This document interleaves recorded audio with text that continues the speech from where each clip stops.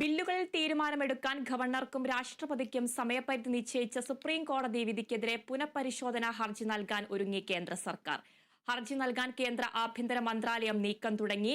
വിധി പുറപ്പെടുവിച്ച ജസ്റ്റിസുമാരായ JB പർദിവാല, R മഹാദേവൻ എന്നിവരുടെ ബെഞ്ചിന് മുൻപാകെയാകും ഹർജി നൽകുക. ഗവർണർ ബില്ലുകളിൽ തീരുമാനമെടുക്കാതെ പിടിച്ചുവെക്കുന്നതിനെതിരെ തമിഴ്നാട് സർക്കാർ നൽകിയ ഹർജിയിലെ ഉത്തരവിലാണ് ഗവർണർക്കും രാഷ്ട്രപതിക്കും സുപ്രീം കോടതി സമയപരിധി നിശ്ചയിച്ചത്. ഗവർണർമാർ 1 മുതൽ 3 മാസത്തിനുള്ളിലും രാഷ്ട്രപതി 3 മാസത്തിനുള്ളിലും ബില്ലുകളിൽ തീരുമാനമെടുക്കണമെന്നായിരുന്നു നിർദ്ദേശം. ഇതിനെതിരെ വീണ്ടും സുപ്രീം കോടതിയെ സമീപിക്കാനാണ് കേന്ദ്ര സർക്കാർ തീരുമാനം. സമയപരിധി നിശ്ചയിച്ച വിധി പുനഃപരിശോധിക്കണമെന്നാണ് പ്രധാന ആവശ്യം. കേന്ദ്രത്തിന്റെ വാദങ്ങൾ സുപ്രീം കോടതി പരിഗണിച്ചില്ലെന്നും ഹർജിയിൽ കേന്ദ്ര സർക്കാർ ചൂണ്ടിക്കാട്ടും.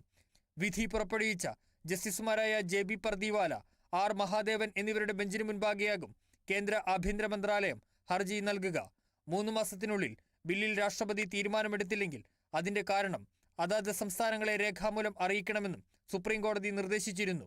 സുപ്രീം കോടതി വിധിക്കെതിരെ കേരള ഗവർണർ രാജേന്ദ്ര വിശ്വനാഥ് അർലേക്കർ അടക്കം രംഗത്ത് വന്നിരുന്നു. ബില്ലുകളിൽ തീരുമാനമെടുക്കുന്നതിൽ ഗവർണർക്കും രാഷ്ട്രപതിക്കും ഭരണഘടന സമയപരിധി നിശ്ചയിച്ചിട്ടില്ലെന്നും ഭരണഘടനാ ഭേദഗതികൾ സുപ്രീം കോടതിയാണ് നടത്തുന്നതെങ്കിൽ പാർലമെന്റിന്റെ ആവശ്യമില്ലെന്നുമായിരുന്നു വിമർശനം. National desk, Kerala vision news.